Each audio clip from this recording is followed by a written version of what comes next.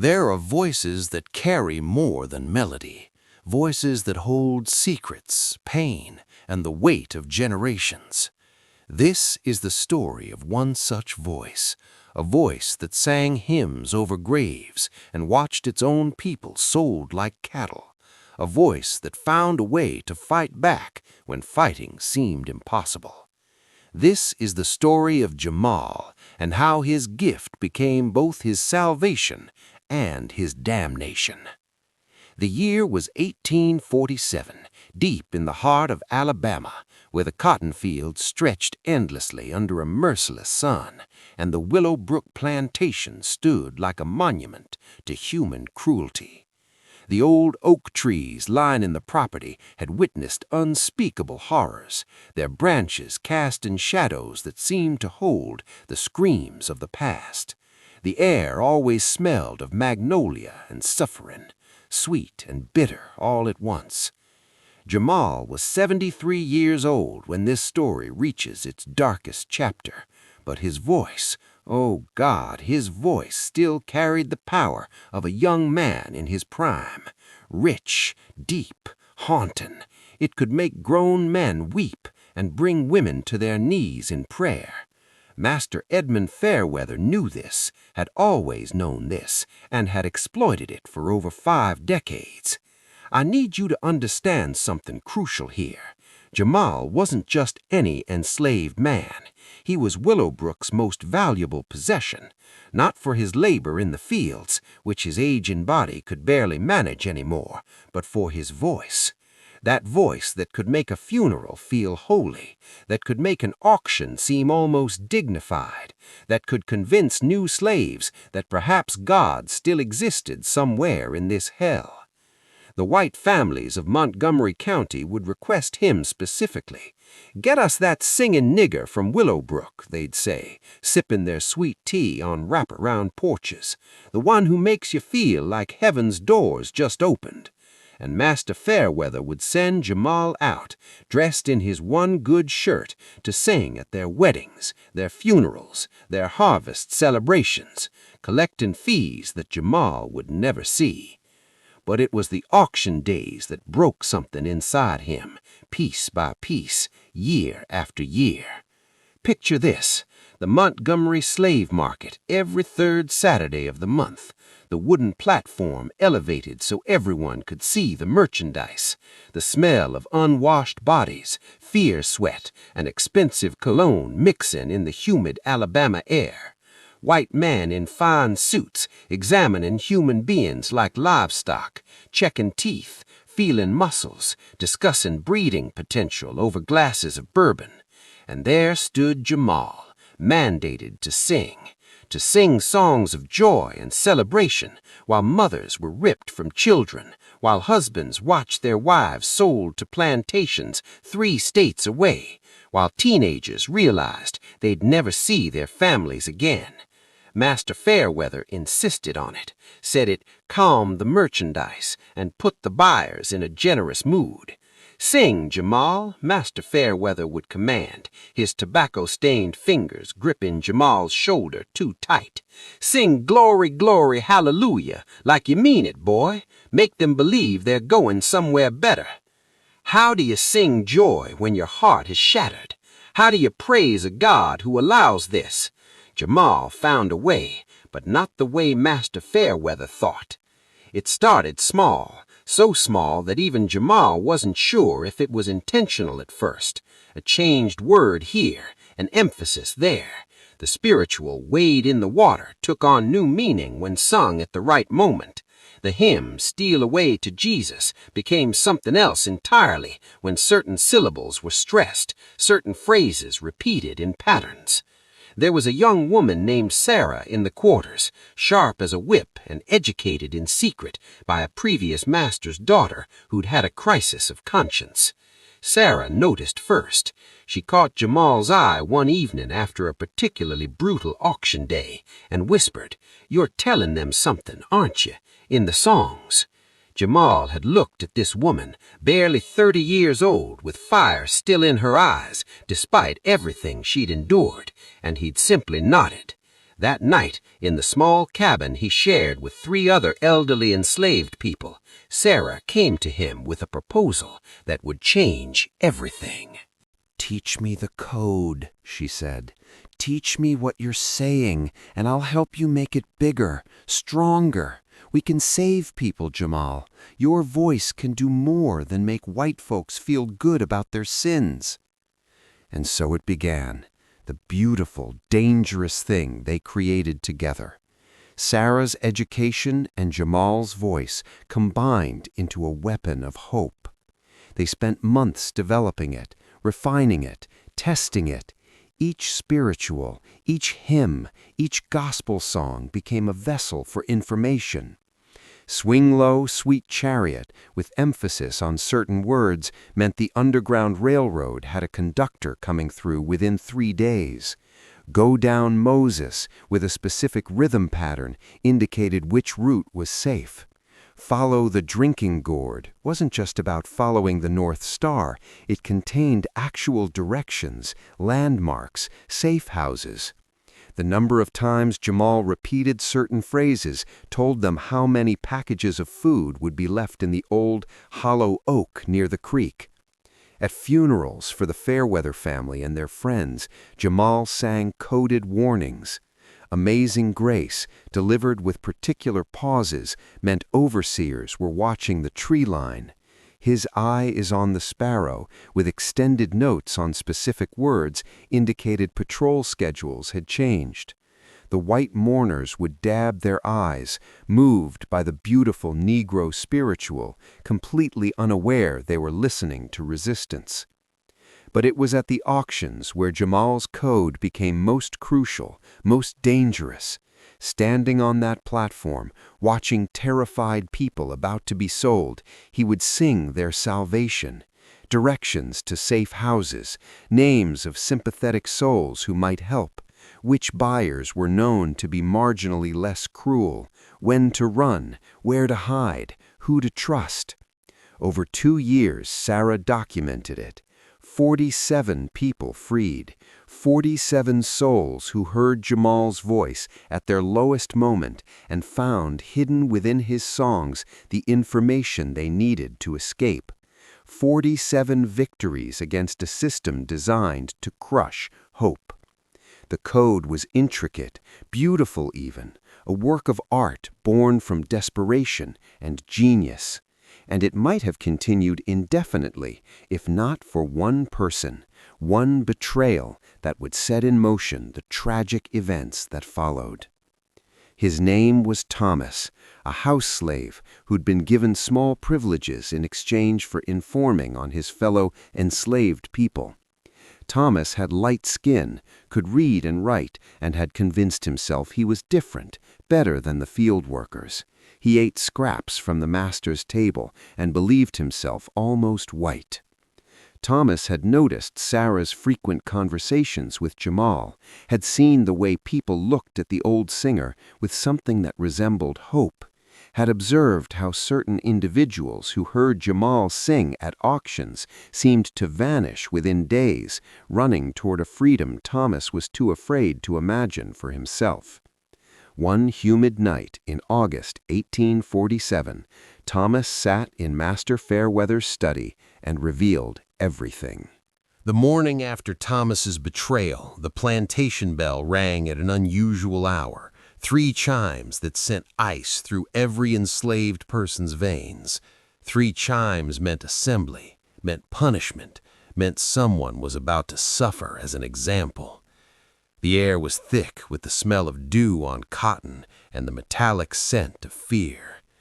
Jamal stood in his cabin, his weathered hands trembling as he pulled on his shirt. He knew. Somehow, in the depths of his being, he knew that his world was about to shatter. Sarah burst through his door, her eyes wide with terror she was trying desperately to contain. "They know," she whispered, her voice cracking. "Oh God, Jamal, they know. Thomas told them everything. I saw him leaving the big house last night, counting coins." Jamal felt something collapse inside his chest, but his face remained calm. 73 years of enslavement had taught him to hide his emotions, to present a mask even when dying inside. He placed a gentle hand on Sarah's shoulder and said words that still echo through the histories of those who remember. "Then we make our last stand worth remembering, child. If this is the end, we go down singing."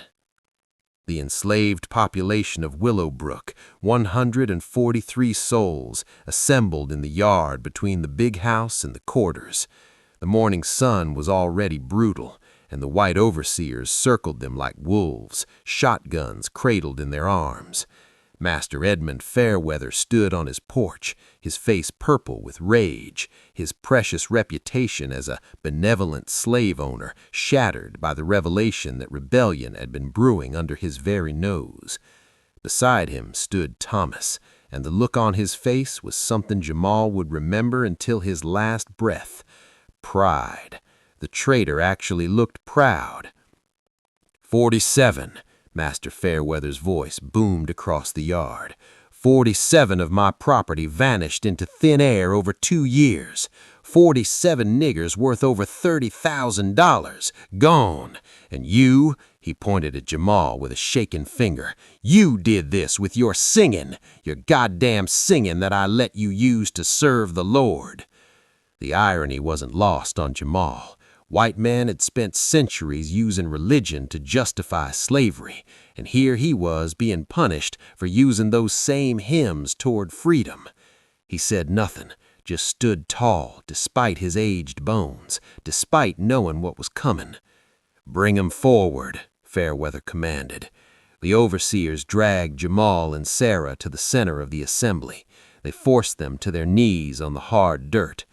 Jamal could hear quiet sobbing from the crowd, could feel the weight of 143 pairs of eyes upon him.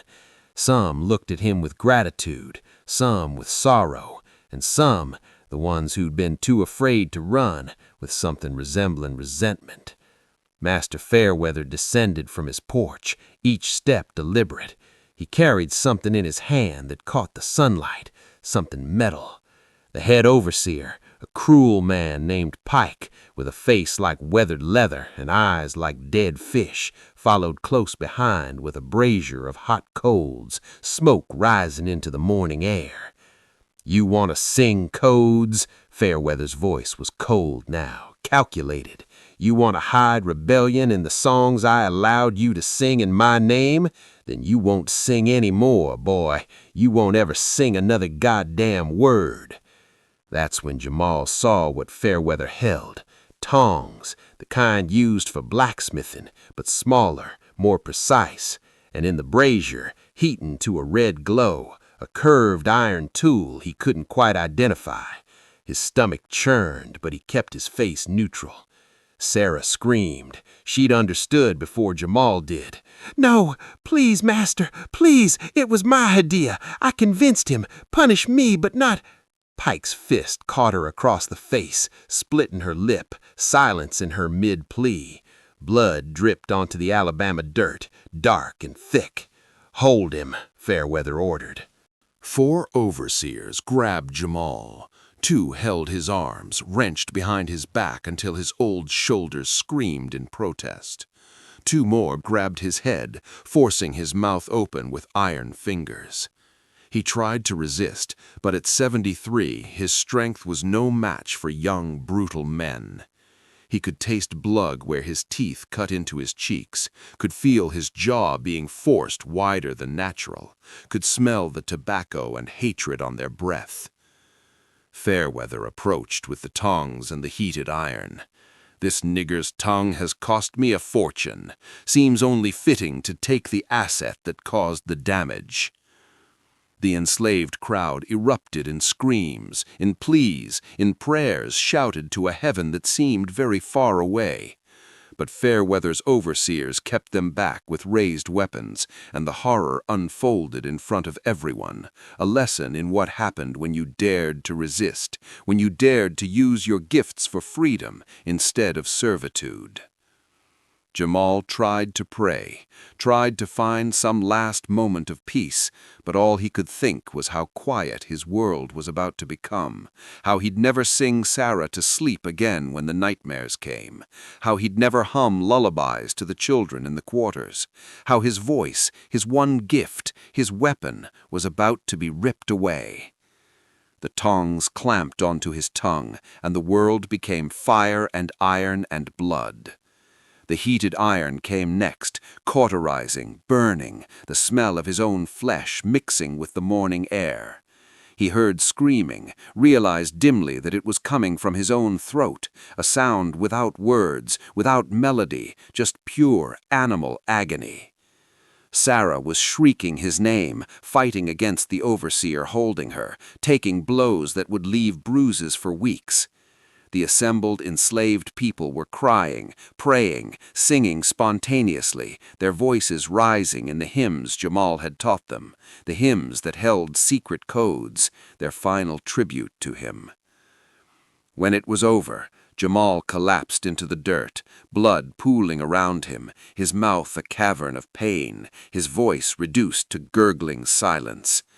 The tongs had taken most of his tongue, and the iron had sealed the wound, a brutality designed to keep him alive, to make him a living warning.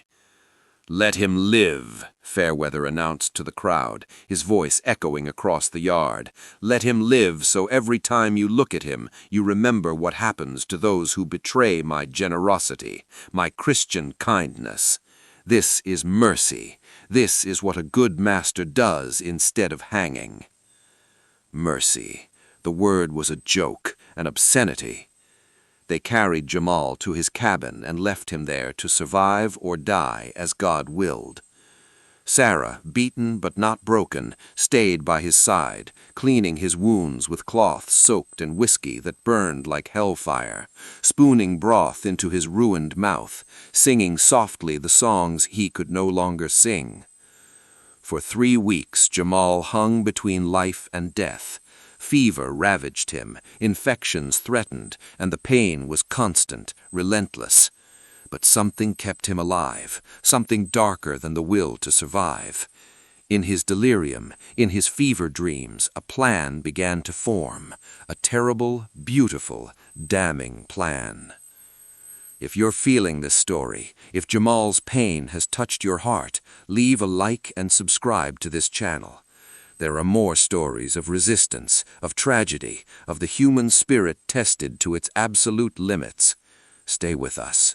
The silence was the worst part.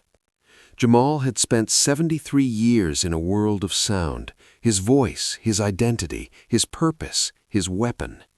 Now, the quiet pressed against him like a physical weight.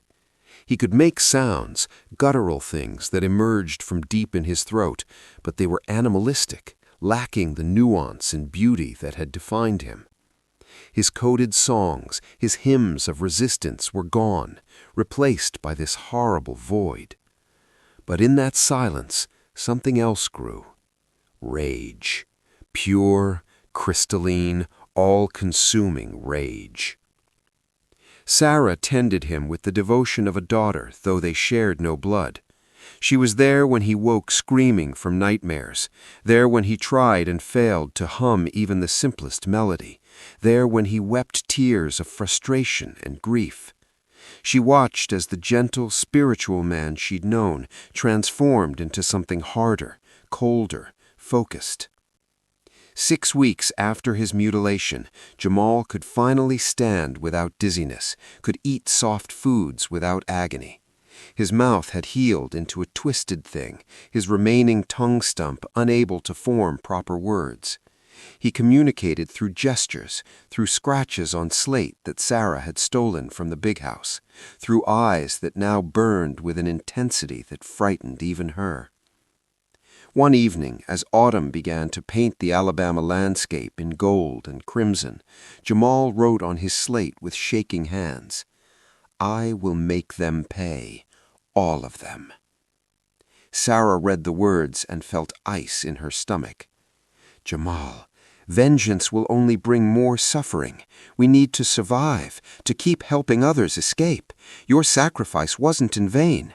23 people have run since your punishment, using the codes we taught them before. His hand slashed through the air, cutting her off. He wrote again, "No, they took my voice. They take my soul now. Fair trade." She understood then. The Jamal she'd known, the man who sang hope into hopeless hearts, was gone. In his place sat something that terrified her because it was so human, so understandable. A man with nothing left to lose is the most dangerous thing in the world. Silence was the worst part. Jamal had spent 73 years in a world of sound, his voice, his identity, his purpose, his weapon. Now, the quiet pressed against him like a physical weight. He could make sounds, guttural things that emerged from deep in his throat, but they were animalistic, lacking the nuance and beauty that had defined him. His coded songs, his hymns of resistance were gone, replaced by this horrible void. But in that silence, something else grew. Rage. Pure, crystalline, all-consuming rage.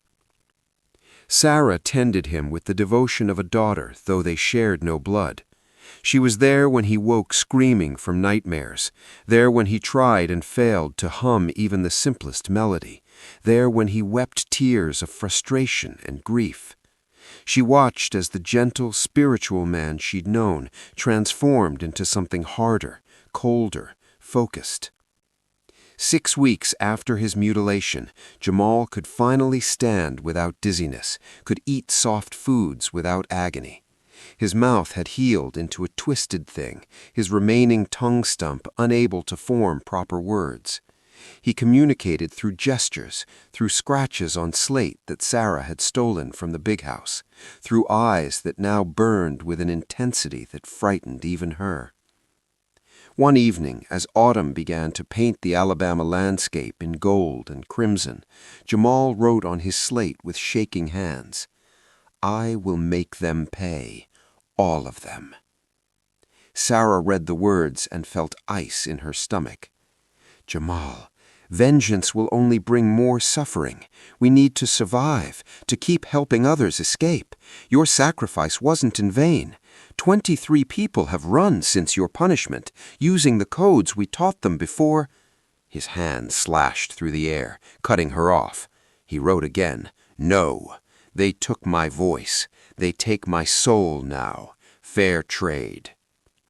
She understood then. The Jamal she'd known, the man who sang hope into hopeless hearts, was gone.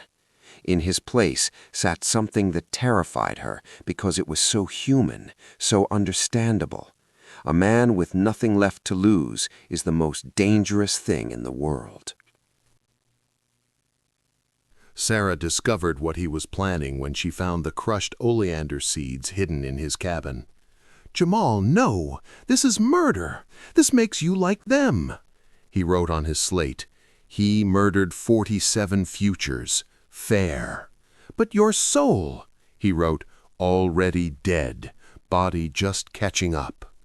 The words broke her heart because she knew they were true. The man who'd taught her to read hope in coded songs, who'd believed in salvation and divine justice, was gone. Revenge had consumed him completely, and she lacked the power to stop it. 3 nights later, Thomas drank his usual whiskey, not noticing the slight bitter undertone that Jamal had ensured would be masked by the alcohol's burn. Jamal, unable to sing, had learned to move with perfect silence through the big house, his elderly body remembering paths he'd walked for decades. He'd added the oleander extract to the decanter personally, wearing gloves made from pig intestines to leave no trace. Thomas made it back to his room in the big house before the symptoms started. The convulsions began around midnight, violent spasms that threw him from his bed. The chest pains came next, crushing, relentless. He tried to call for help, but the sounds that emerged were garbled, desperate. By the time someone found him at dawn, Thomas was dead, his face frozen in an expression of absolute terror. Foam dried around his mouth. The plantation physician, a drunk who barely remembered his medical training, examined the body. Heart failure, he pronounced, common in niggers, weak constitutions. No one questioned it. No one investigated. Thomas was buried in the slave cemetery, without ceremony, without mourning, and most of the enslaved population considered it divine justice. Only Sarah knew the truth. Only Sarah saw Jamal standing at his cabin door at dawn, watching them carry Thomas's body away, his ruined mouth twisted into something that might have been a smile. She approached him carefully, as one might approach a wounded animal. "Are you satisfied now? Is this what you wanted?" He wrote, "First payment, many debts remaining." "Jamal, please, this path leads nowhere good. I'm begging you, let this be the end of it. Thomas is dead. Your legacy can still be of hope, not—" He grabbed the slate, wrote with violent scratches, "They took my voice. I take everything." The autumn air smelled of wood smoke and dying leaves. Somewhere in the distance, a mockingbird sang, its voice carrying melodies that Jamal would never produce again.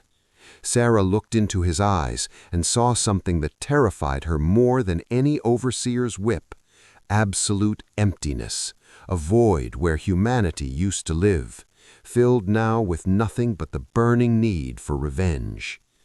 She tried one last time. What would your mother think, your grandmother, all the people who loved your voice, who found God in your songs? For the first time since his mutilation, Jamal's eyes grew wet. He wrote slowly, "They would understand. Some things demand blood." Winter came to Alabama with unusual harshness that year, as if nature itself reflected the darkness growing at Willowbrook Plantation. The cotton fields lay dormant, the slaves huddled in their inadequate cabins, and Master Fairweather hosted lavish Christmas celebrations while people froze 20 yards from his warm mansion. Jamal spent those cold months planning. His slate became filled with names, dates, secrets, strategies. Sarah watched him deteriorate, not physically but spiritually, watched the last remnants of the kind man she'd known disappear into this creature of vengeance. She'd stopped trying to dissuade him. You can't reason with someone who's already decided to burn. His next target was more ambitious: Overseer Pike, the man who'd held the burning iron, who'd cauterized Jamal's tongue with eyes that showed no mercy, no humanity, just the blank efficiency of a man who'd committed such atrocities so often they no longer registered as horror. Pike was a creature of habit. Every Sunday he'd ride into Montgomery for church, for he considered himself a good Christian man despite his brutality, or perhaps because of it. He believed God had ordained the social order, that his violence was divine work, keeping inferior beings in their place. After church, he'd visit a particular house on the edge of town, a place where women sold themselves to men with money and no conscience. Jamal knew this because enslaved people know everything. They drive the carriages, serve the meals, clean the rooms. They're invisible witnesses to every sin, every hypocrisy. Pike's Sunday routine was common knowledge among the enslaved, whispered with disgust and dark humor. The plan required Sarah's help, and she gave it reluctantly, understanding that she was now complicit in something that could get them both killed in ways that would make Jamal's mutilation look merciful. But loyalty, even to a man transforming into a monster, runs deep.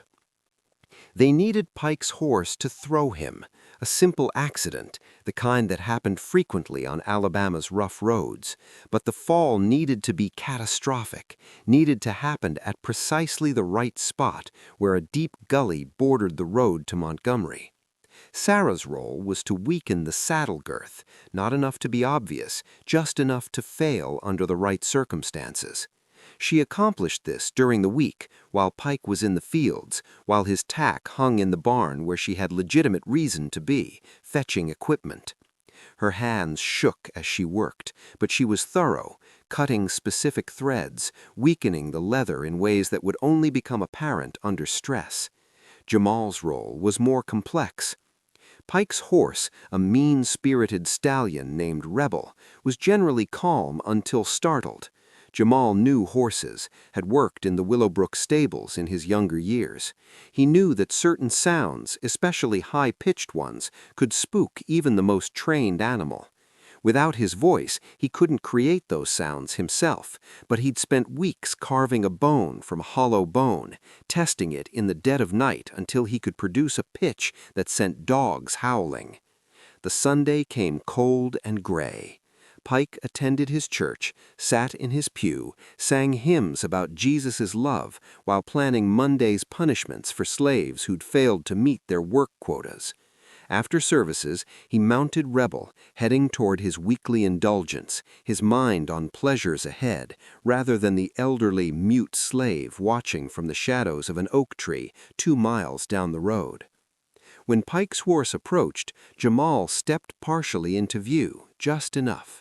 Pike saw him, shouted, "Get back, you goddamn mute!" But Jamal raised the bone whistle to his lips and blew with all the force his damaged lungs could manage. The sound was piercing, unnatural, like a rabbit's death scream mixed with metal scraping metal. Rebel's ears went flat, his eyes rolled white, and he reared violently. Pike, a skilled rider, might have controlled it, but the weakened saddle girth snapped exactly as planned. Pike flew backward, his body rotating in the air, and for one frozen moment, Jamal saw the overseer's face, saw the realization, the fear. Pike landed at the edge of the gully, not in it as Jamal had hoped, but close enough. The fall broke his back, a crack audible even from Jamal's position. The overseer lay there, conscious, breathing, but paralyzed from the waist down, his legs twisted at angles that made Jamal's stomach clench despite his hatred. This wasn't the plan. The plan was death, quick and attributable to accident. This was worse, more complicated. But as Jamal approached, as he looked down at Pike's terrified face, he realized this might be better. Death was escape. This was punishment. "Help me," Pike gasped, his voice thin with pain and shock. "Please, Jamal, I know you're there. I saw you. Help me. I'll tell Master to give you privileges, better food. Jamal stood over him, his shadow falling across the broken man. He couldn't speak, but his eyes said everything. Pike read them and understood, truly understood for perhaps the first time in his cruel life what he'd done to people, what it meant to be helpless before someone who hated you. "You did this," Pike whispered. "The saddle, the sound, you did this." Jamal nodded slowly. "They'll hang you. They'll know." Jamal pulled out his slate, wrote, "Who will believe a cripple accusing a mute? Accidents happen." The beauty of it was brutal.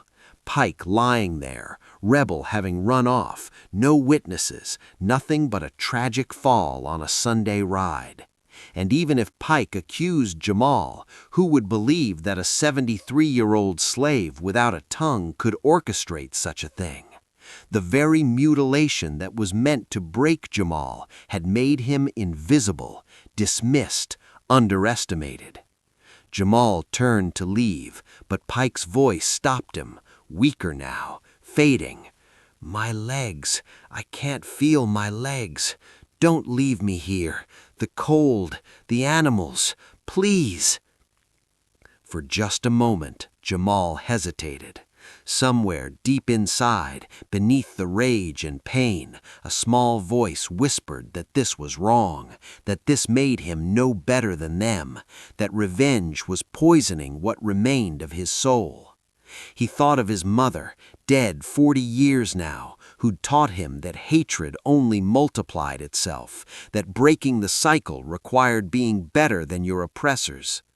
Then he remembered the feel of iron on his tongue, the taste of his own burning flesh, the sound of Sarah screaming his name while they mutilated him. He remembered 47 freed people and Thomas's betrayal and 50 years of watching his people sold, beaten, raped, murdered. Jamal walked away, left Pike there in the cold Alabama afternoon, paralyzed, helpless, listening to the sounds of approaching night. Let him feel what it's like to be powerless, to beg for mercy that doesn't come, to understand that his life means nothing to the person who holds it in their hands. They found Pike the next morning, hypothermic, delirious, his legs already showing signs of frostbite. He survived, barely, and exactly as Jamal predicted, his accusations against a mute old slave were dismissed as fever dreams.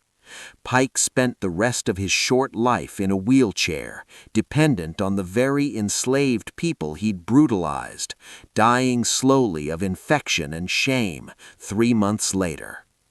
2 down, but Jamal was just beginning. Sarah found Jamal in his cabin the night after Pike's accident, sitting in darkness, staring at his slate covered with names. The small space smelled of wood smoke and something else, something darker, like despair made tangible. She lit a candle, and in its flickering light she saw tears on his weathered face, though his expression remained hard as granite. "Pike is paralyzed," she said softly. "They say he's crying all the time, begging God for forgiveness, seeing demons in the shadows. They say he screams about a man with no tongue, a ghost that haunts him." Jamal wrote, "Good, not enough, never enough." "When does it end, Jamal? When you've destroyed everyone? When you're dead? When I'm dead too because I helped you?" Her voice cracked. "You're killing yourself. I can see it. This rage is eating you alive worse than any punishment they could devise." He looked at her, really looked at her, and for a moment she saw the old Jamal, the one who'd sung lullabies and coded freedom. But then his eyes went cold again, distant. He wrote, "It ends when Fairweather understands what he took from me, when he loses everything like I lost everything." "And then?" he wrote, "Then nothing matters." The winter dragged on, and Jamal's campaign of revenge grew more sophisticated, more cruel. He had access to information that most enslaved people didn't. Years of singing at white folks' private events meant he knew who was having affairs, who was embezzling, who had questionable business dealings, who had secrets that could destroy them. His third target was Judge Cornelius Blackwood, a frequent visitor to Willowbrook, a man who'd been present at Jamal's mutilation and had laughed, actually laughed, calling it creative justice. Blackwood was running for state senate, campaigning on family values and Christian morality, while secretly maintaining a second family with a mixed-race woman in Mobile. Jamal couldn't speak, but Sarah could. Under his guidance, she composed an anonymous letter detailing Blackwood's secret life, including specific dates, locations, and the names of his illegitimate children. She mailed it to his wife, to his church, to the newspaper. The scandal erupted like a bomb, destroying his political career, his marriage, his reputation. The man who'd laughed at Jamal's torture was now the subject of ridicule himself, shunned by the very society he'd tried to impress. Blackwood shot himself 3 weeks later, unable to bear the shame. When Sarah told Jamal about the suicide, she watched his face for any sign of regret, of horror at what they'd driven a man to do. She saw only satisfaction. "He left behind children," she whispered, "white children who grow up knowing their father killed himself in disgrace. You've made orphans, Jamal." He wrote, "I was made an orphan at 6 when they sold my mother.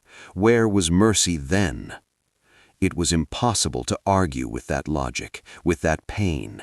The institution of slavery had created Jamal's capacity for this revenge, had taught him that cruelty was how power expressed itself, had shown him that conscience was a luxury afforded only to those who'd truly never suffered. But the cost was becoming apparent in other ways. The slave quarters at Willowbrook had grown tense, fractured. Some of the enslaved people saw Jamal as a hero, a man finally fighting back against their oppressors. Others saw him as dangerous, a threat who would bring collective punishment down on all of them if discovered. Whispers spread that he'd somehow caused Thomas's death, Pike's accident, Blackwood's ruin.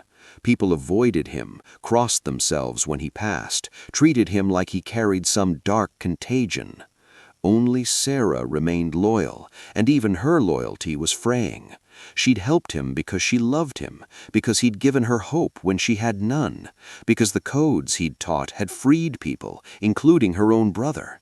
But this man wasn't the Jamal she'd loved. This man was something else, something hollowed out and filled with poison. "Master Fairweather is planning something," she told him one February evening.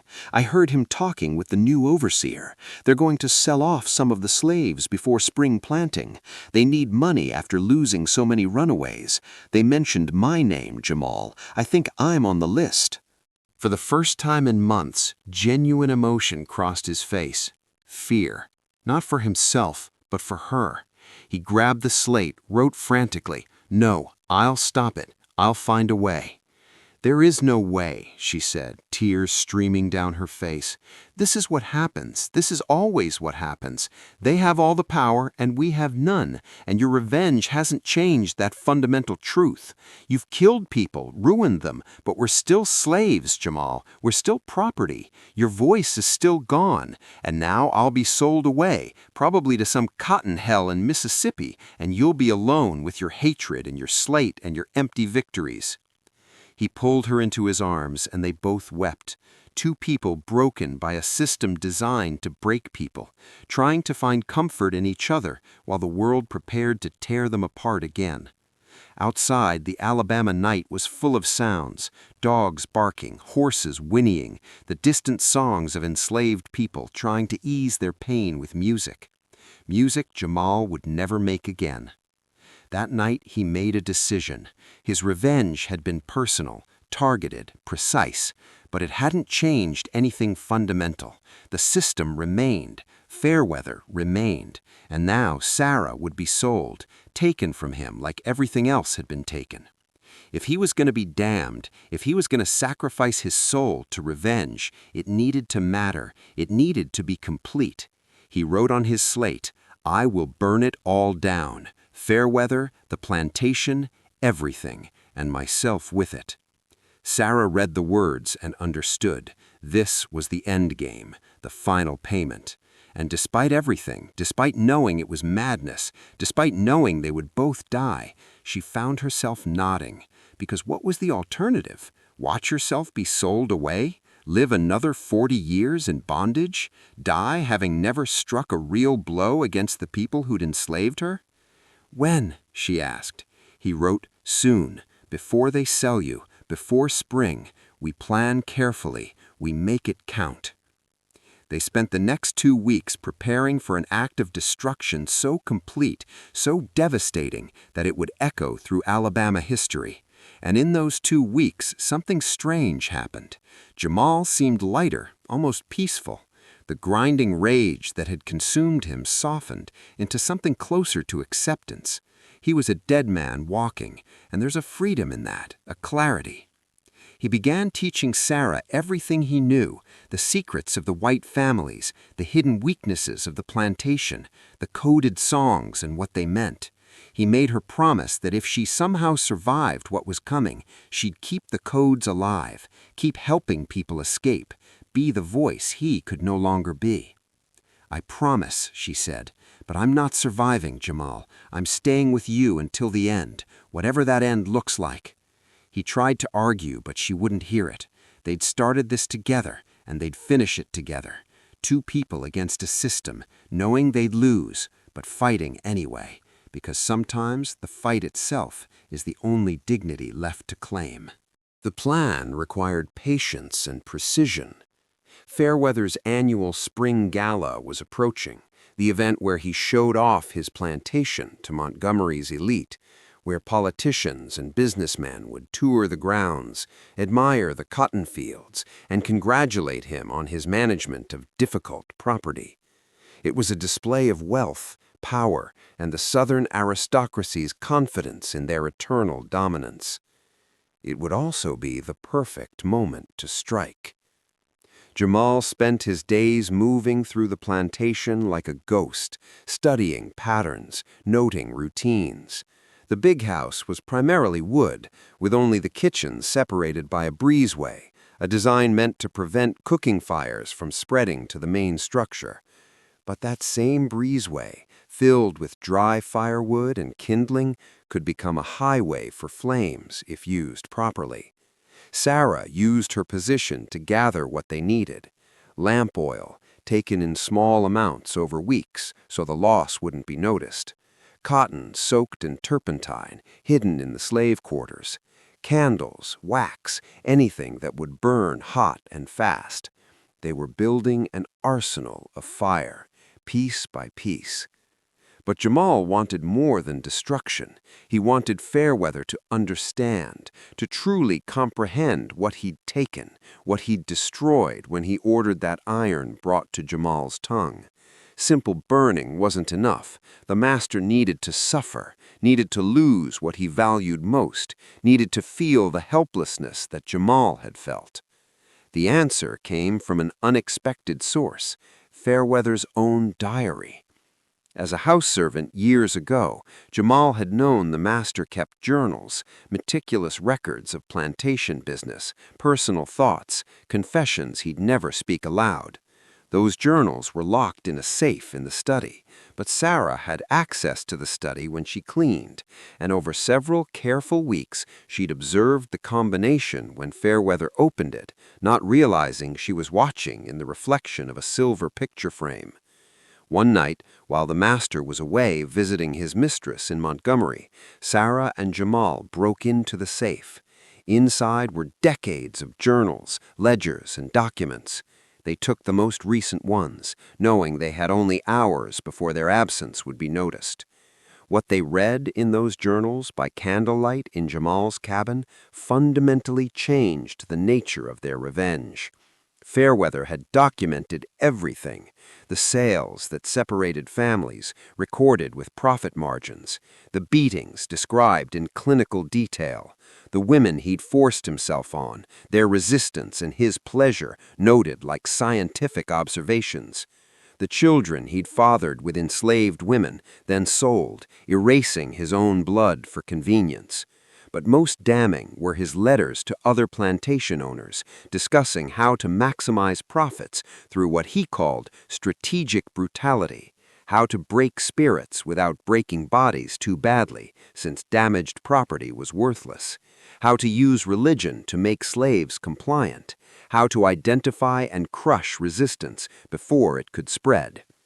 Jamal had known Fairweather was evil, but seeing it documented with such casual cruelty, such businesslike precision, reading accounts of people he'd known, loved, watched suffer, all reduced to numbers in a ledger, profit calculations and property assessments, it crystallized something in him.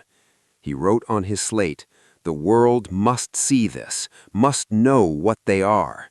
We burn the plantation, but first we make sure these survive. Evidence." Sarah understood.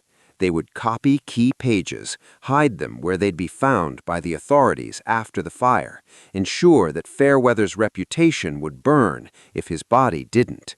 Let him live with the shame, the social death, the knowledge that his own words had condemned him in the eyes of the very society he'd sought to impress. Over the next week, Sarah painstakingly copied sections of the journals by hand, her educated script reproducing Fairweather's crimes in his own words. They sealed these copies in a waterproof oilskin pouch and buried them in the hollow of the oak tree where Jamal used to leave food for runaways.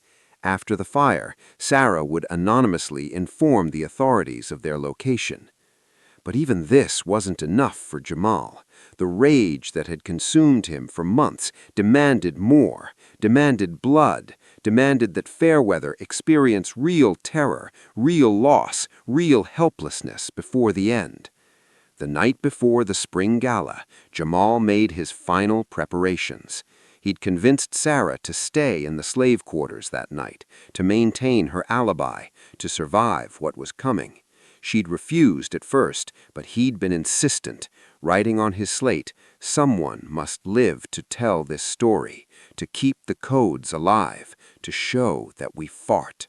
She'd finally agreed, making him promise that he'd try to escape in the chaos, that he wouldn't simply sacrifice himself for revenge.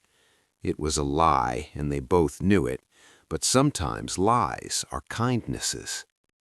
Jamal spent that last night in his cabin, thinking about his mother, sold away when he was 6, his wife, dead in childbirth 30 years ago, their baby dying with her, his children who'd been sold before they could walk. 50 years of songs sung at the command of white folks. 50 years of watching his voice used to make them feel godly while they committed atrocities. 73 years of life, and what did he have to show for it? A missing tongue, a body worn out by forced labor, and a heart so full of hate it left room for nothing else.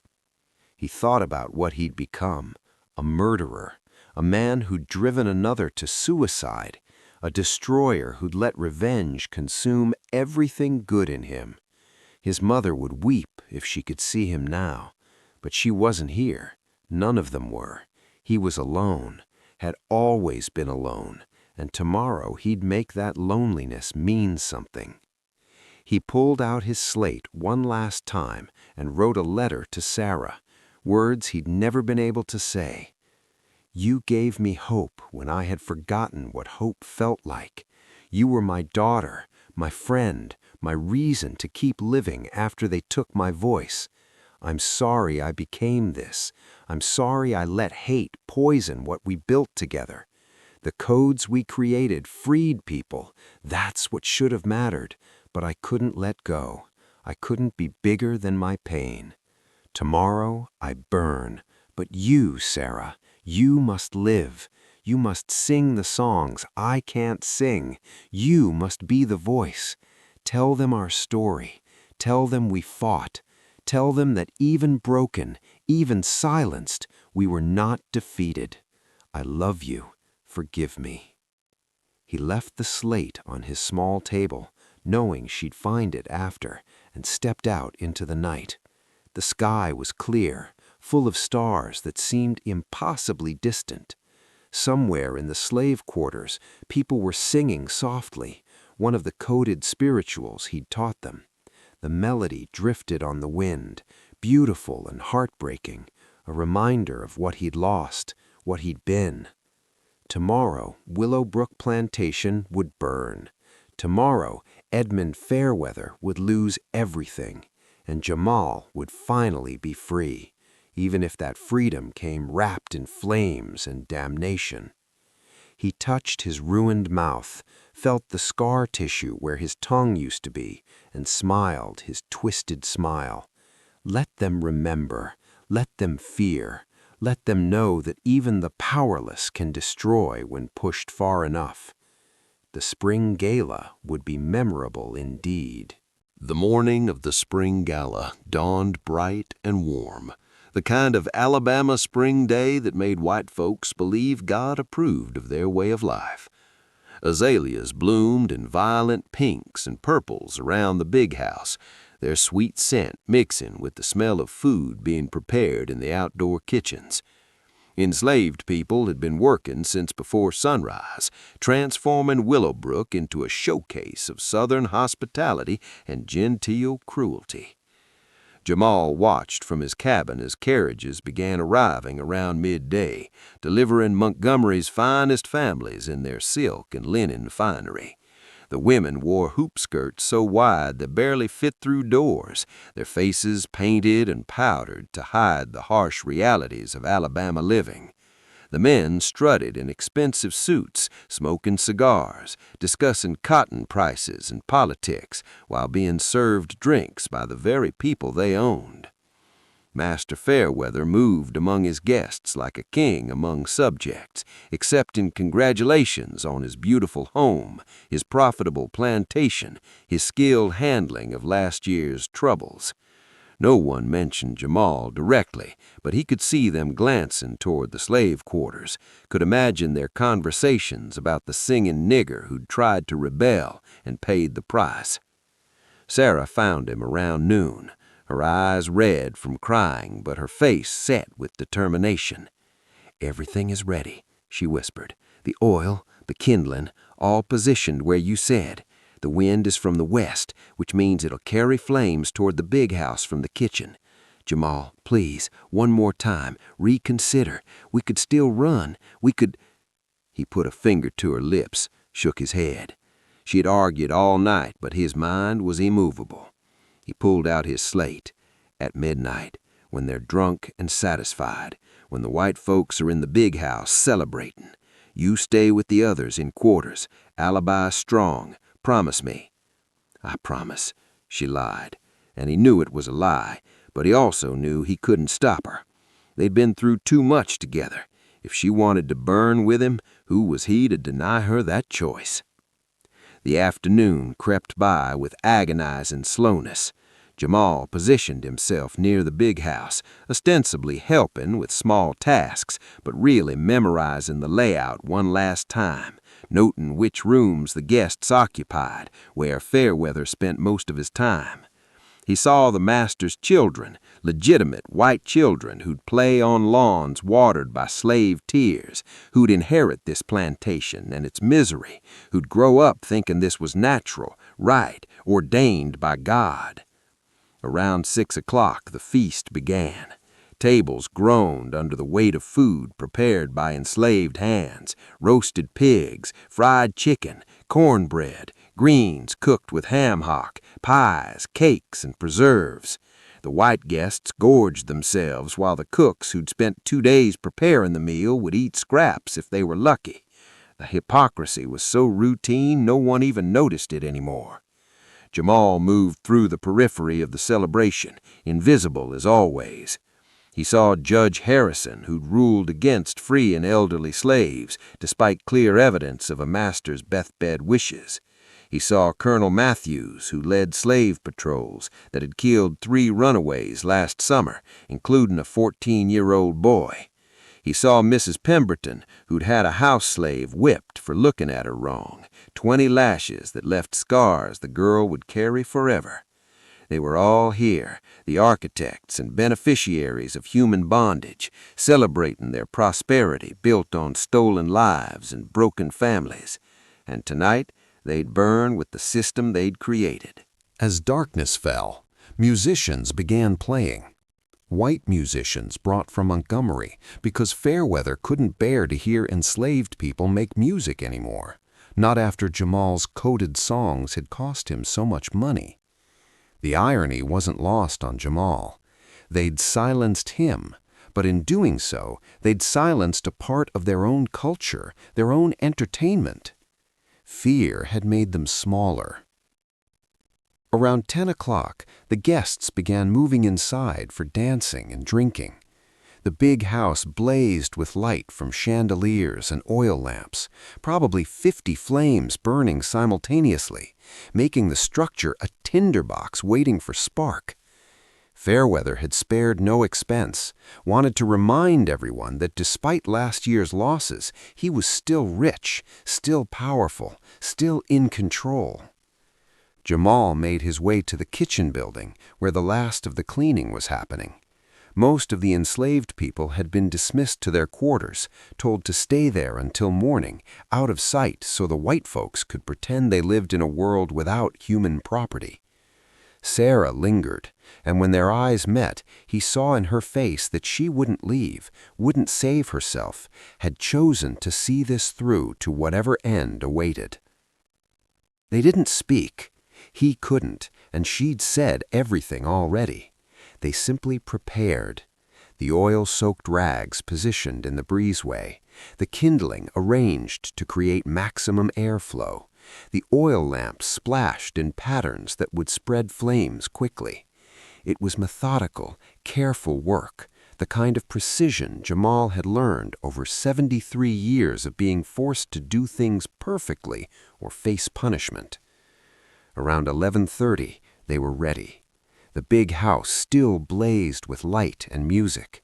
Drunken laughter drifted on the spring breeze, along with the sounds of a fiddle and stomping feet.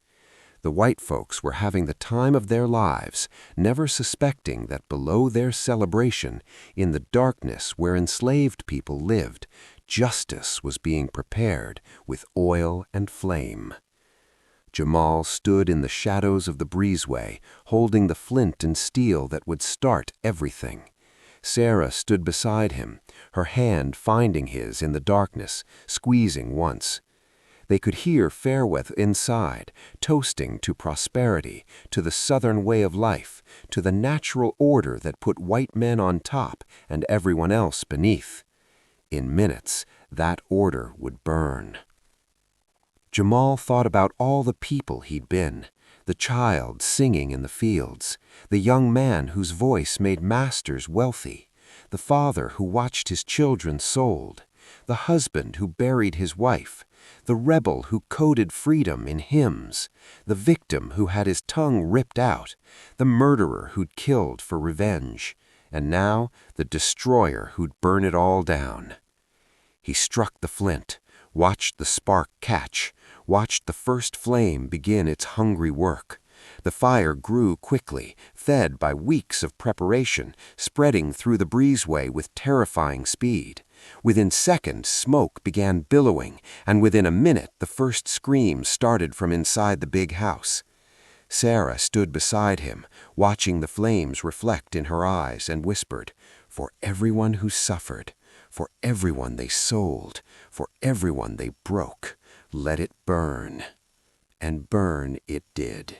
The fire spread faster than even Jamal had anticipated.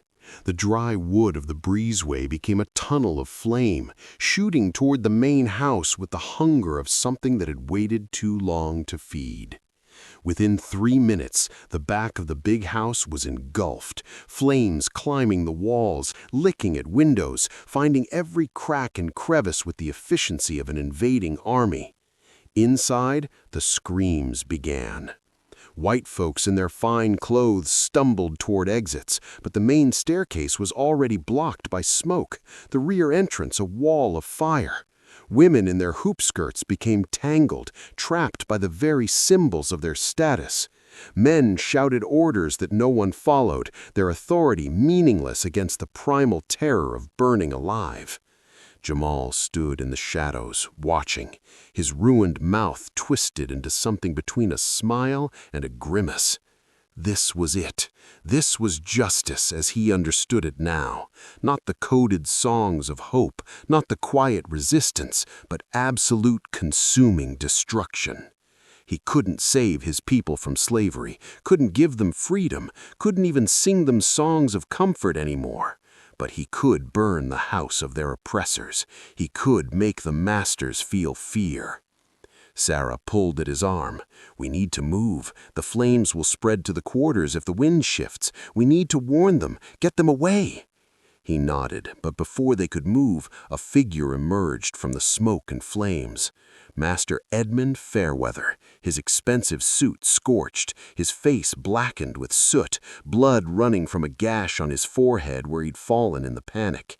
He saw Jamal and Sarah standing there, saw the oil cans at their feet, and understanding flooded his features. "You," he gasped, pointing a shaking finger at Jamal. "You did this. You burned my house. You're killing my guests, my family." His voice broke into coughing, the smoke stealing his words like fire had stolen Jamal's voice. Jamal stepped forward into the firelight, letting Fairweather see his face clearly. He pointed at his mutilated mouth, then at the burning house, then back at Fairweather. The message was clear. This is what you created when you took my voice. This is what happens when you destroy a man's humanity." "I'll kill you," Fairweather snarled, stumbling toward Jamal with hands outstretched. "I'll hang you, But he was weak, disoriented from smoke inhalation, and Jamal, despite his age, was propelled by 73 years of hatred crystallized into this single moment. He sidestepped the master's lunge, watched him fall to the ground, then stood over him exactly as he'd once stood over Pike. Sarah screamed, "Jamal, no, you've won! You've destroyed everything he has! Leave him, let's go!"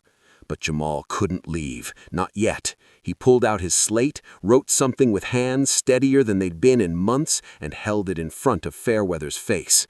The firelight made the words dance. "You took my voice. I take your legacy. Fair trade." Fairweather's eyes widened as he understood. The house burning meant more than physical destruction. All his records, his journals, his evidence of wealth and property, all burning. The carefully copied pages Sarah had hidden in the oak tree would be the only documentation that survived, and those pages condemned him as a monster in his own words. Even if Fairweather survived this night, his reputation, his social standing, his children's inheritance, all smoke. "The journals," Fairweather whispered, horror replacing rage. "You copied them. You're going to—" A beam crashed inside the house, sending sparks shooting into the night sky. More screams, more panic. Fairweather tried to crawl toward the burning building, toward his study where the safe held the originals.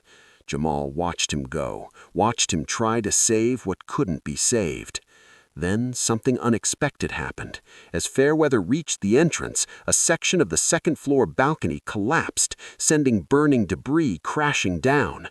A woman fell with it, Mrs. Fairweather, the master's wife, her dress on fire, her screams cutting through the night like knives.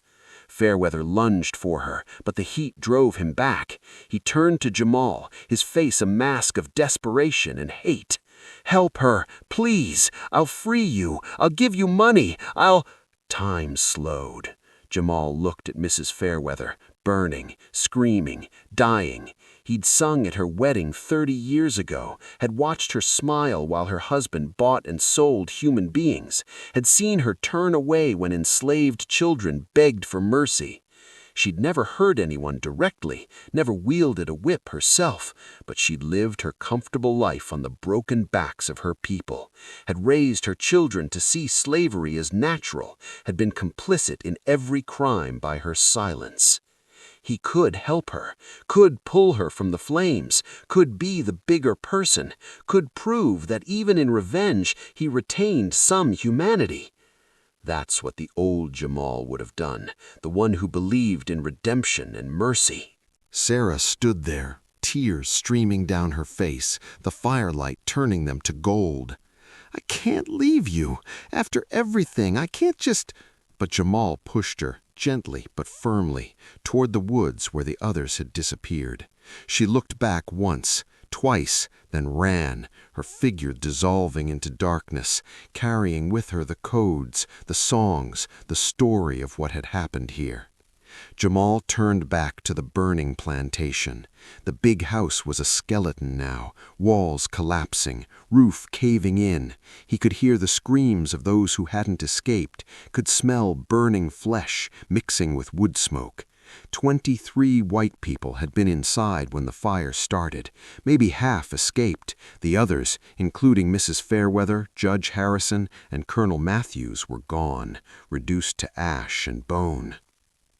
Master Fairweather was stirring near the oak tree, groaning as consciousness returned. Jamal walked over to him slowly, his old bones aching, and sat down beside his former owner.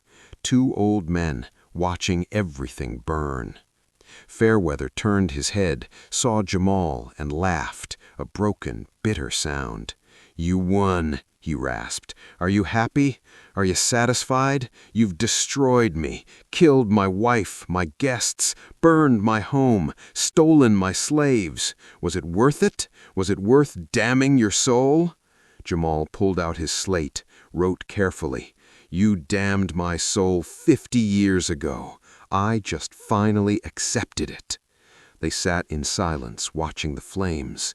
In the distance, church bells were ringing in Montgomery, people responding to the sight of fire on the horizon. Help would come eventually, but too late to save Willowbrook. "I gave you everything," Fairweather said, his voice thick with smoke and grief. "A roof over your head, food, purpose. I let you sing, let you serve God. I treated you better than most slaves. And this is how you repay me?" Jamal wrote, "You gave me nothing that wasn't already mine. My voice was mine. My songs were mine. You stole them. You sold my mother when I was 6. You worked my wife to death. You sold my children. You cut out my tongue. And you call this ingratitude?" Fairweather read it and had no answer. He could justify slavery in abstract terms, could quote Bible verses and economic theories, could convince himself that he was a benevolent master, but faced with the specific crimes, the individual horrors, the personal devastations he'd inflicted on this one man, the arguments fell apart. "What happens now?" Fairweather asked. Jamal wrote, "They'll find us. They'll hang me. You'll live, ruined but breathing. You'll spend whatever years you have left knowing that a slave, a piece of property, a thing you considered barely human, destroyed everything you built. Every time you hear church bells, you'll remember your wife burning. Every time you smell smoke, you'll see your legacy in ashes. That's my final revenge, your life. And you? You'll die knowing you murdered innocents. My wife never hurt anyone. The guests, they were just celebrating." Jamal's hand shook as he wrote, "No one is innocent. She benefited from every slave sold. Your guests made laws that kept us enslaved, hunted runaways, raped our women, killed our children. Don't talk to me about innocence." The sky was beginning to lighten, dawn approaching. In the growing light, Jamal could see the full extent of the destruction. The big house was rubble, the outbuildings were gone, the cotton stores that represented Fairweather's wealth for the year, all burned. Willowbrook Plantation, one of Alabama's grandest, was erased. Horses appeared on the road, the Montgomery Fire Brigade, too late to save anything, but too early for Jamal to escape. Not that he would have. He was done running, done hiding, done with everything except this final act of defiance. He would face them standing, would look them in the eye, would accept his death as the price for his revenge. The firemen saw Fairweather first, rushed to him. "Master Fairweather, thank God! We saw the flames. What happened? Where are the slaves? Did they do this?" Fairweather looked at Jamal, and in that moment something passed between them. An understanding, a recognition of their shared humanity despite everything, or perhaps because of everything. Fairweather could tell them, could point at Jamal, could watch them arrest him, torture him for information, hang him slowly. Instead, he said, "I don't know. That happened so fast. The kitchen caught, spread before we could stop it. The slaves ran. Everyone ran." The lie hung in the air, fragile and strange. Why would Fairweather protect the man who destroyed him? Maybe it was exhaustion. Maybe it was grief. Maybe, in seeing his world burn, he'd gained some tiny understanding of what he'd taken from Jamal, what slavery had taken from everyone it touched. But one of the firemen, a young man named Porter, was looking at the scene more carefully. He saw the oil cans, saw the patterns of burning that suggested deliberate arson, saw Jamal sitting there with his slate. "Master Fairweather, this looks intentional. This looks like—" "I said I don't know," Fairweather repeated, his voice carrying the authority of a lifetime of command. "It was an accident. Tragic but accidental. That's what happened." Porter looked skeptical, but nodded. You didn't question a man like Fairweather, not even when he was clearly lying. The social order demanded deference, even in ashes. More men arrived, the sheriff, a doctor, curious onlookers from Montgomery who'd seen the smoke. They asked questions, examined bodies pulled from the rubble, counted the dead. 19 confirmed, including Mrs. Fairweather. The property damage was catastrophic, easily $100,000, an impossible sum to recover. And through it all, Fairweather maintained the lie. An accident, a tragic accident. He never pointed at Jamal, never revealed the truth. Jamal didn't understand why until later that morning, when the sheriff was preparing to leave, having documented the scene. Fairweather pulled Jamal aside, away from the others. His face was a mask of grief and rage, and something else Jamal couldn't quite identify. He spoke quietly, just for Jamal's ears. "I'm letting you live because hanging you would be mercy. I want you to see what comes next. The other plantations will increase security. The laws will get harsher, the punishments more severe. You've made things worse for every slave in Alabama. Your revenge didn't free anyone, it just made the chains heavier for those who remain. Live with that. Live knowing your hatred accomplished nothing but more suffering." The words hit Jamal like physical blows, because part of him feared they were true. Yes, people had escaped tonight, but how many more would suffer increased cruelty because masters were now paranoid about rebellion? How many more would be sold south to harsh labor because owners feared keeping them close? How many more tongues would be cut out? How many more bodies broken because he'd shown that even the powerless could strike back? He wrote on his slate, hands shaking.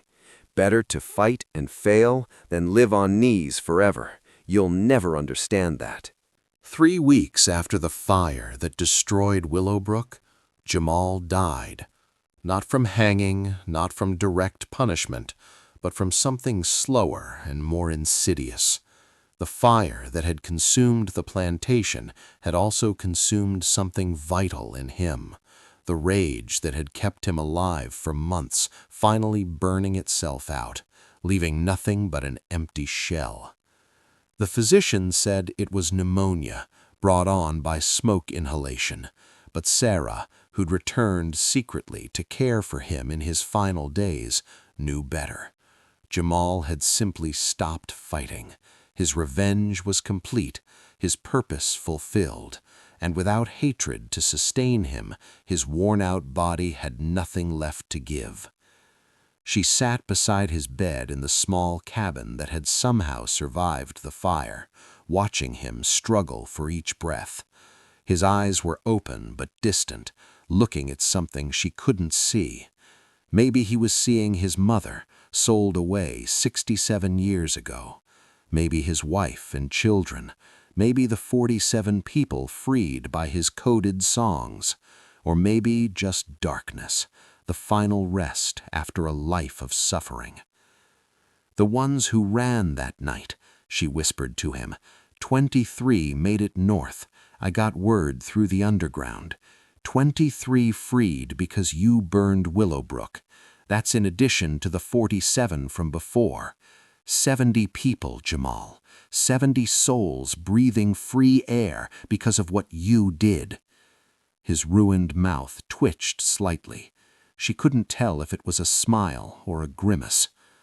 "But Fairweather was right about some things," she continued, tears in her eyes. "The other plantations did get harsher. New laws passed, stricter patrols.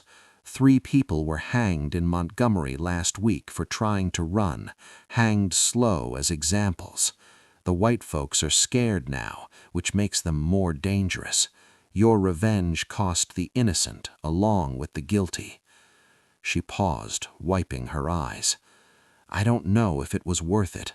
I don't know if anything is worth what you became, what we both became. But I know this, they'll remember you. Every slave in Alabama knows about the man who burned Willowbrook. Some call you a hero, some call you a devil, but they all know your name." Jamal's hand moved weakly, reaching for his slate. Sarah placed it on his chest, put the chalk in his fingers. With agonizing slowness, he wrote his final words. "Free is free, worth any price. Tell them, even broken, even silenced, we can still fight. songs or fire, voice or vengeance, never stop fighting. Never. Tell them. The chalk fell from his fingers. His breath rattled once, twice, then stopped. Jamal, 73 years old, enslaved for his entire life, who'd sung hymns over graves and coded freedom into spirituals, who'd had his tongue ripped out and his humanity stripped away, who'd murdered and burned and damned himself for revenge. Jamal was gone. Sarah wept over his body, great racking sobs that shook her frame. She wept for what he'd been and what he'd become, for the beauty of his voice and the horror of his vengeance, for the hope he'd given and the darkness he'd embraced. She wept because she loved him and because she didn't know if his sacrifice had meant anything in the end. She buried him that night in the slave cemetery, in an unmarked grave beside hundreds of other unmarked graves, anonymous victims of an institution that treated people as property. No funeral, no songs, no marker to say that here lay someone who'd mattered, just another dead slave, forgotten by history. But Sarah kept her promise. She kept the codes alive, teaching them to others, helping people escape. She retrieved the copied journal pages from the oak tree and anonymously sent them to northern newspapers. The scandal that followed destroyed what remained of Fairweather's reputation.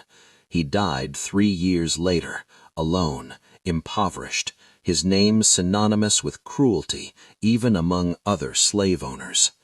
The songs Jamal had coded spread throughout the South, evolving, adapting, helping hundreds escape bondage. Follow the Drinking Gourd became famous during the Civil War, its coded directions leading countless refugees to freedom. Historians would later call it a spontaneous spiritual, never knowing it was deliberately crafted by an old man and a young woman in a slave cabin in Alabama. Sarah herself escaped in 1852, making it to Philadelphia, where she joined the abolitionist movement. She lived to see the Civil War, to see slavery finally abolished, to see the chains broken that had bound her people for centuries. She was 73 years old when she died in 1889, the same age Jamal had been, and on her deathbed she told the story one final time to her grandchildren, who'd never known slavery. She told them about a man with a voice like heaven who'd sung hope into darkness.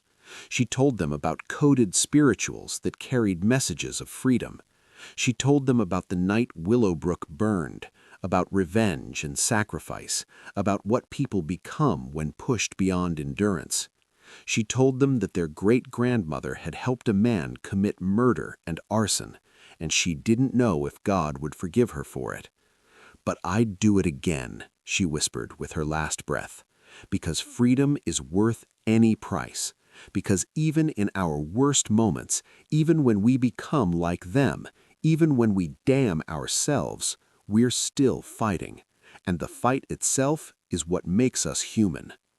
The story of Jamal became a ghost story among formerly enslaved people, a legend passed down through generations. Some versions made him a hero, others a cautionary tale. All of them remembered that a voiceless old man had burned down a plantation and freed 70 people before he died. The details changed with each telling, but the core remained. Resistance is possible, even for the powerless, even at terrible cost. Modern historians found brief mention of the Willowbrook fire in Montgomery County records from 1847. Tragic accident, the official report said. Total loss of property. No mention of arson, no mention of Jamal. Just another footnote in the long, bloody history of American slavery. But in the songs, in the spirituals still sung in black churches across America, in the coded languages of resistance that evolved from Jamal's work, in these he lives. His voice, stolen by cruelty, transformed into something that couldn't be silenced. His revenge, bitter and damning, bought freedom for dozens and inspired hundreds more to fight. Was it worth it? That's a question without easy answers. Jamal lost his soul for his vengeance. Innocent people died in the fire. The surviving enslaved people faced harsher conditions. Fairweather's cruelty was replaced by the cruelty of others. The system endured for another 18 years until war finally broke it. But 70 people breathed free air because of what Jamal did. 23 escaped that night, 47 in the months before, hundreds more in the years after following the codes he'd created. That's 70 lives, 70 futures, 70 chances at human dignity. Is that worth murder? Is that worth damnation? Is that worth becoming the very monster you fought against? Jamal thought so. Sarah wasn't sure. History doesn't judge. It only remembers. In the end, this is the story of what slavery does to people, not just the physical bondage, but the spiritual destruction, the way it poisons everyone it touches. It made Fairweather into a casual monster who documented atrocities in ledgers. It made Thomas into a traitor who sold his own people for scraps. It made Pike into a sadist who burned flesh without conscience. And it made Jamal into a murderer who sacrificed his humanity for revenge. They were all victims of the system, even Fairweather, even as he benefited from it. That's the insidious nature of slavery. It corrupted everyone, degraded every soul, made civilization itself a lie built on screams and blood and cotton. But in the darkness there was light. In the suffering there was resistance. In the silence there were coded songs. Jamal's story is a tragedy, yes, but it's also a testimony to the human spirit's refusal to break completely, its stubborn insistence on fighting back, even when victory is impossible, even when the cost is everything. The plantation burned, the master was ruined, the people escaped, and an old man with no tongue left a legacy of resistance that echoed through generations. He paid the ultimate price, his humanity, his soul, his life, and whether that payment was worth the freedom it bought is something each person must decide for themselves. Sarah spent her final years wondering if she should have stopped him, if she should have refused to help, if love meant protecting someone from their worst impulses. But deep down, she knew she'd make the same choice again, because sometimes love means standing beside someone as they damn themselves, means accepting that vengeance is sometimes the only dignity left to claim, means understanding that broken people fight with broken weapons and the results are never clean. If this story moved you, if you felt Jamal's pain and understood his terrible choice, share it. Let others know that resistance takes many forms, that freedom always costs something, that history is built on the sacrifices of people whose names we'll never know. Subscribe to this channel for more stories of those who fought against impossible odds, who paid terrible prices for small victories, who proved that even in the darkest chapters of human history, the human spirit refused to be extinguished. Remember Jamal. Remember Sarah. Remember the 70 freed. Remember that even voiceless, even broken, even damned, they fought, and in the fighting, they remained human. The fire at Willow Brook burned for 3 days, smoke visible for miles, a beacon in the Alabama night. Some said it was hell opening up to claim the wicked. Others said it was God's judgment on slavery. But those who knew the truth understood it was something simpler and more complicated. One man's refusal to die quietly, one man's decision that if he couldn't sing freedom, he'd burn the cage instead. And in the ashes, 70 people found their way north, following the drinking gourd, singing the coded songs, carrying with them the memory of an old man who gave everything, his voice, his soul, his humanity, so they could be free. That's the story, That's the truth. That's what happened in Alabama in 1847 when rage finally found its voice in fire instead of song. May we learn from it. May we remember. May we never forget what people become when you strip away their humanity. And may we never forget that even in their worst moments, they were still fighting for something precious, the simple, impossible dream of being treated as human beings. Rest in complicated peace, Jamal. Your voice is still singing, even now.